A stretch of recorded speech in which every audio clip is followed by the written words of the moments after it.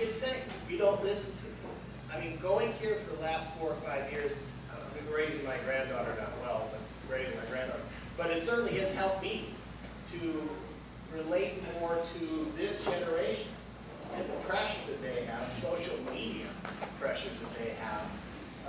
Forget about drugs and alcohol, just that part of it is enough to drive a kid over the wall. But these organized anti-gang and anti-violence groups that do have mentoring. Novato is we're a little more challenged because we don't have that problem in Marin. By the way, before we take your questions, we have an invitation for you. If you'd like to see this program, if you'd like to come out and witness this yourself, they'll make that happen. I'll leave that up to Dave to organize for you. Yes, sir. Do any of these squires communicate after the sessions with any of these kids, or the kids, I mean, or is there a prohibition against that? Yes, there's a prohibition against that.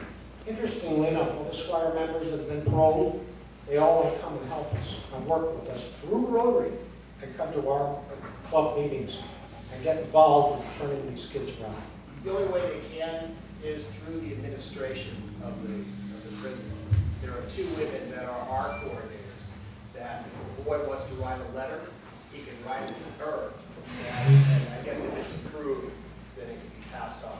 And in the same way we filter back the squire, then if he wants to. No, it doesn't go that way. Oh, Only comes in, doesn't go out. so there's no feedback for the youngster? Not from the squire member unless the boy comes back. Right. But does the administrator then communicate back to the boys? Not directly. Well, she doesn't deliver messages from. But you might send a letter saying, yes, we gave it to you. Yes. Very encouraged. Right. Yes, sir. How can we be kept informed of the Rotary Club, formation of the Rotary Club and what can we do to support them? That's really a state issue that they've been dealing with, and we haven't gotten very much foothold in the state so far. We've been trying to work with our 2 coordinators in San Quentin to get that done. It's been a very slow process. What are their objections? Time, money, and uncertainty of really, having to get more to congregate. I mean, it's very, it is a minimum security prison, but it's still a level 2. So there are still problems about bringing these people together. But I'd like to bring it up, and I'm sorry. The Squire members are, and I'm going to use their language, okay? I'm not going to use it correctly. But there's white, there's blacks, there's Asians, there's Filipinos. I mean, it's everything that you could think of, a microcosm of the prison system in our society. Our squire, they come into this education room, they're slapping each other on the back, they're smiling, they're laughing, shaking hands. As soon as they go out that door, it's segregation. Because it's prison yard rules. You can't be with another race. You can't be with that particular person. So once they leave that building, they have to conform back to what the prison rules are that have been laid out like that. So it's inspiring when they're together, and sometimes that's a little misconstrued by the kids because they think it's a big camaraderie out there in San Quentin. And the squire members have to tell them, no, that's not true. Look outside that window and see how those people are sitting out there and they're working out over there. And now they have left, and now somebody else is coming in to do it at their time. So it's very coordinated. Just one quick question. Is the program recognized at all by any of the court systems around here? As a virtual program of any sort?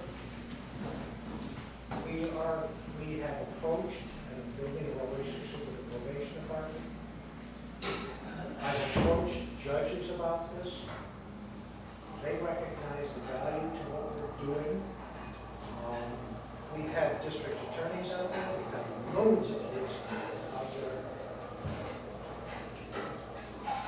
Our thought and desire is to build, make this an alternative to the criminal justice system, so that when the police or the sheriff's office or even the highway patrol runs across a situation that they think we can help, they make the referral. I'd like to thank both of you, and maybe you can stay a little after the sun. Sure. That's my best.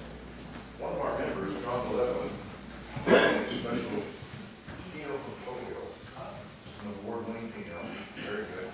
So I'd like you guys to have it figure out how you're going to share that. We also have a prize.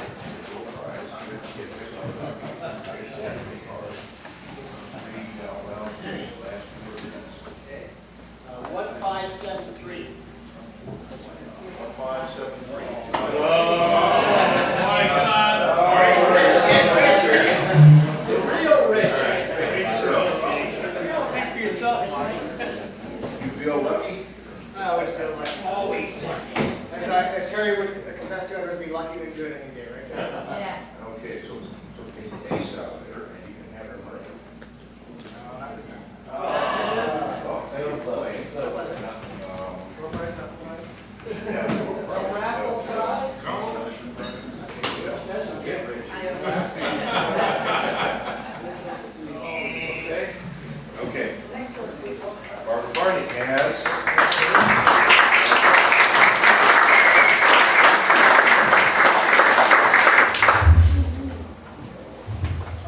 Okay.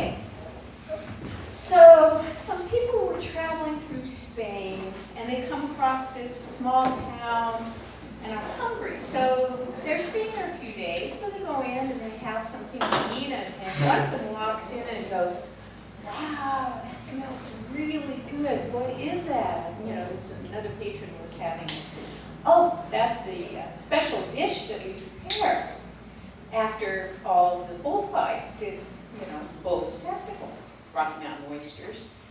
And, "Oh, I want to have that." "Oh, you can't. We only do it once a day. We're all sold out for the day. I'm sorry. Maybe if you come back tomorrow, you can have some." So, "Okay, great. I'm going to come back tomorrow." So he does. And he goes, "Oh, yes, I want the specialty. I want it. That's really good. It smells so wonderful." So the proprietor says, "Okay, here." He serves it to him. He eats it. It's delicious. And he goes, "That was so good. But, they were a little smaller than they'd been the day before." He says, "Well, sometimes the bull doesn't lose."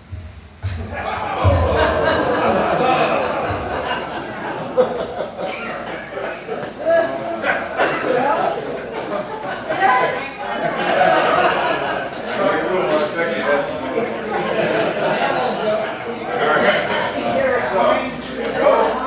Trails to you.